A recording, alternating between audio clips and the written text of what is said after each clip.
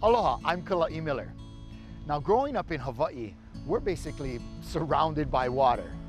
And whether it's in the ocean or in a pool, knowing how to swim is essential.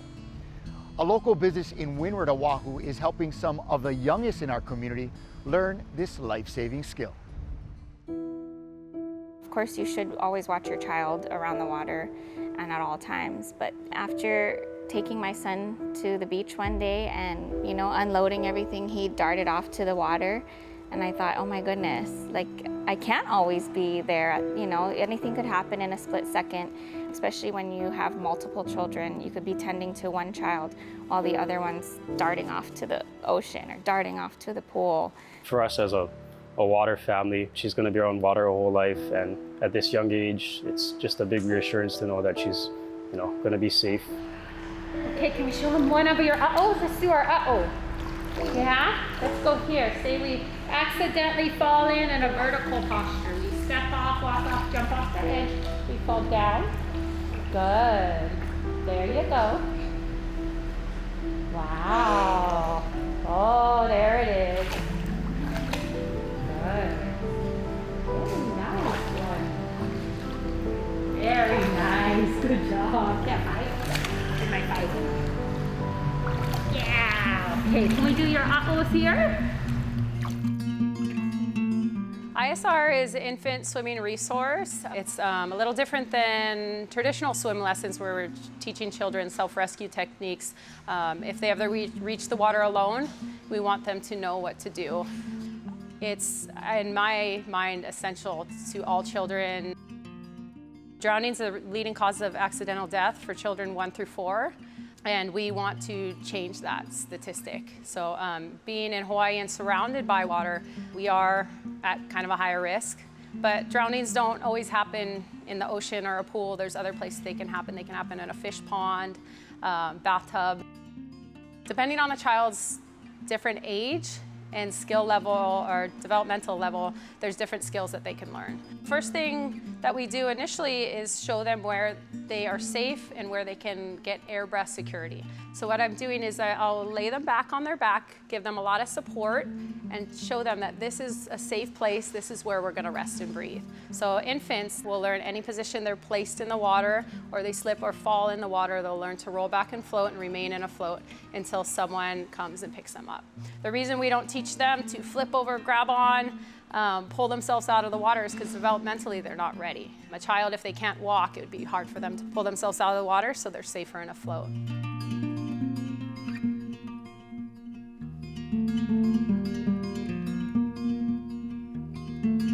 It's nerve-wracking. It is, because you're just kind of like, am I doing the right thing? Because they don't like it.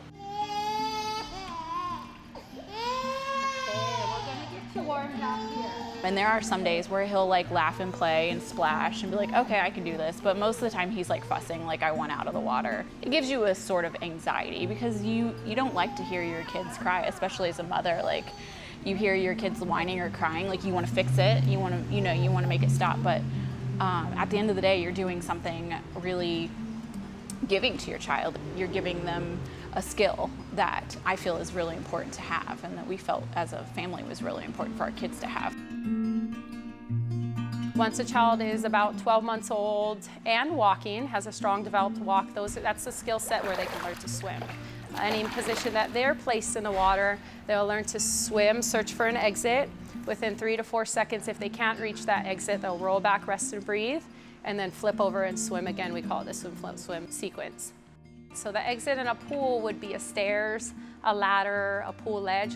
First thing I'm gonna do is show them how to hold on, grab there, make sure they feel safe, make sure they're reaching for that stair, and then we start working that water line, kind of breath control, timing it with their breath, working the water line up to their lips, and then gradually, with each successful increment, we ask for a little bit more. We set them up for success, so I'm not gonna be first day, woo, here we go underwater. Each child is different, and the nice thing about ISR lessons is it's really customized to each child's ability. You'll see when we do the in water that there's not a lot of explaining to the child. And it's because children, especially younger children, don't learn that way. They learn through sensory motor learning. They're going to be learning through certain touches and prompts and reinforcement through the instructor, and also that sensory experience through the water.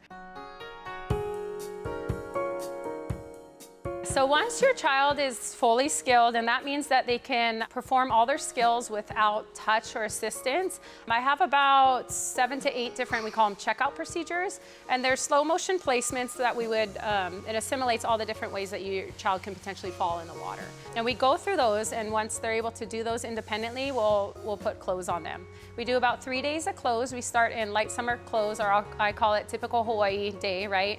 A little dress for a little girl, or shirt and shorts for a boy.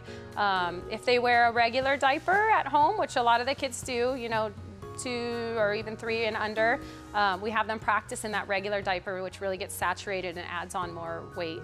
And we want them to be able to, you know, God forbid they ever do find themselves in a situation, that this not be the first time that they practice in their clothes. At this point now, 1 year later, she doesn't want to leave the pool, and she always wants to be around the water. And then the same skills and stuff apply, like at home in the bathtub, or if we're at a friend's pool, she does the same thing too. So it's been so far a good run for her, and it's gotten her closer to the water, which, you know, is good for me as a waterman.